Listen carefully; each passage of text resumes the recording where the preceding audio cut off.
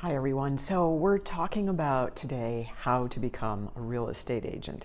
Now, what gives me the right to talk about that? I've only been officially licensed in Florida for just a couple of years, and I was licensed right before COVID, so probably the most difficult time in history to come into the business.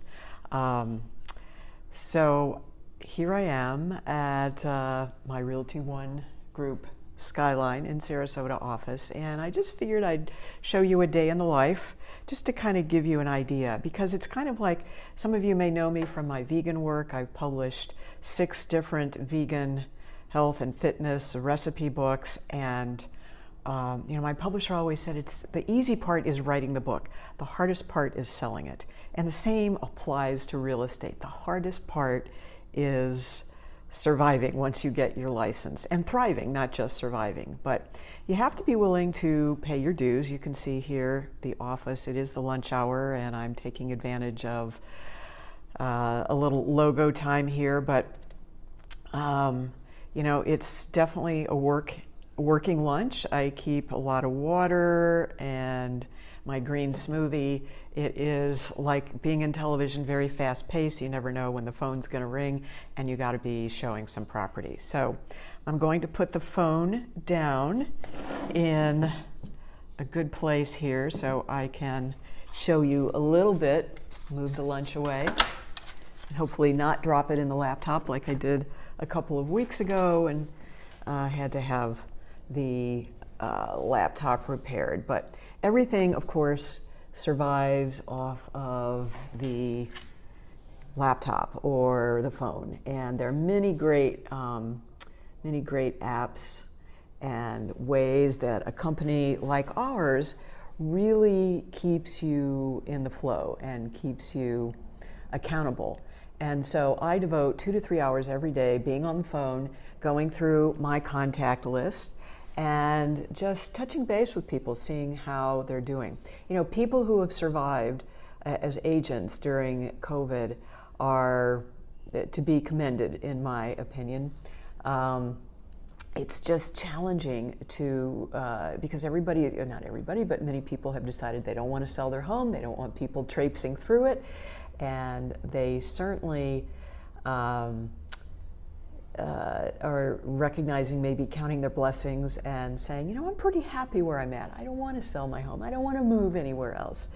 But for those who do, and many people do want to move to Florida, I certainly hear from those people, they are challenged as to how are they going to find a place if there isn't anything to buy. So it's this whole supply and demand thing that keeps people kind of wondering, how exactly are we going to do this? And as agents, if you don't have inventory to sell, how are you going to make it? So that's the challenge. So what do?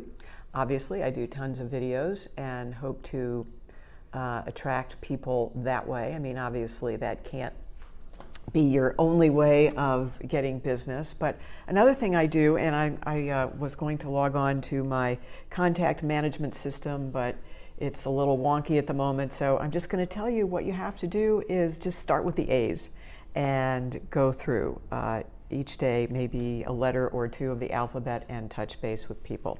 So that's the survival after you get licensed. But in terms of what you do before then, just read like crazy. If you're interested in being a real estate agent, you probably have some background that led you there. For me, I grew up in the construction industry. My dad had a lighting fixture business, so we would spend weekends going to new construction projects, and from a very young age, I pretended to work at the store and had a lot of contacts and connections in the construction industry as I saw firsthand what was involved in the process. And then later, as an investigative reporter in television, I certainly saw all the things I never wanted to go through personally or wanted my contacts to go through. So that's been as fast an education as anything you can read. And I'm just always amazed on a daily basis of how things that are very intuitive and natural to me don't necessarily come that way to others. And so there's something that is guiding you, and I went through the Ed Klopfer program, and I highly recommend them. I think they're doing a lot, as many of these training companies are online now. And so just learning everything you can from the books is certainly important enough to pass the test. Florida is considered, or was when I took the test, the second hardest in the country, right behind California. So I passed it on the first try, and I think probably not wanting to sound braggadocious at all, but part of what they test you for is ethics. And to me, that's second nature. I think part of it just has to do with knowing what's the right thing to do for a client and not getting too greedy. I've talked about that in other videos. So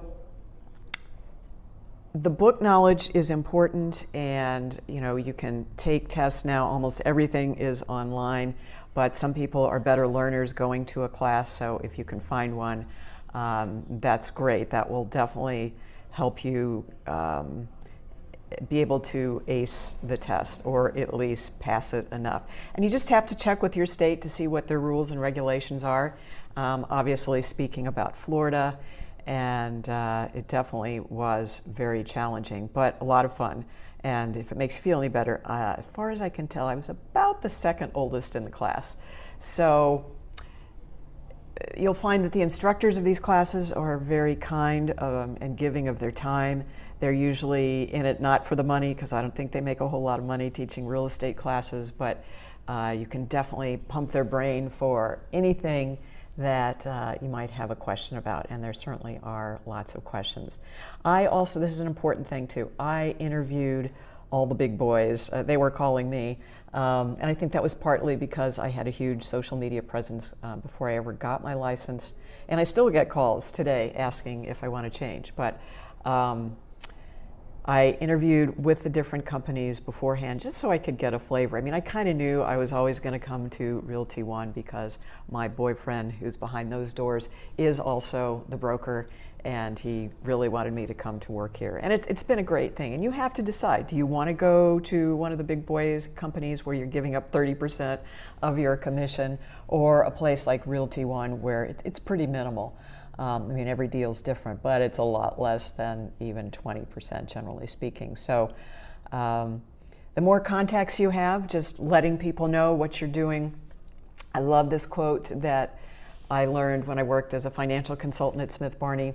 My income this year is solely dependent on what I tell, or how many people I tell today what I do for a living. So let me just repeat that. My income this year is solely dependent on how many people today I tell what I do for a living. So you have to do it in a kind and nice way that isn't too overbearing, because people will turn you off. And for me, that's the challenge in my YouTube channel too. I was thinking of having two separate channels, one for real estate and one for veganism, and it's like, oh my gosh, I can't do that. It's enough to keep up with one channel. But making sure that your social media is in good operating order is one thing you'll want to make sure is in place before you do make a decision on which firm you want to go with. All right, if you have any questions, comments, be sure to drop them down below, and don't forget to like and subscribe if you haven't already. And not that I'm any expert on how to become a real estate agent, but I've done it and I've survived. I was actually the #1 woman in our office in 2020. It was a crazy year, and that wasn't even a full year. That was when I got into the business in February, when I actually affiliated. So it can be a challenge, but never give up, as the running phrase goes. And thanks for watching. I appreciate you, and I appreciate your time. Gotta run.